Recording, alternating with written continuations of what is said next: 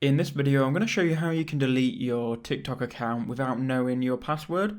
So usually when you're on TikTok, if you go to your profile and you go to the three lines in the top right hand corner, you then go to manage account and then delete account. It will usually ask you for your password. So here you can see you need your password to be able to delete the account. But this video will show you a workaround for this. So what you want to do, you want to go back again, and one more time until you're in the settings and privacy section.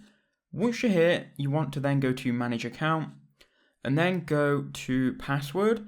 And what's going to happen is TikTok are going to email you a password reset link essentially, or they're going to email you a code which you can enter in here and then you can change your password. So I'm going to go to my email and we'll find out what this code is. So here is my TikTok verification code. You can see it's 528563. So I'm going to go back onto TikTok and we're going to type that in. So that's 528563. And now what can happen, I can go ahead and enter in a new password.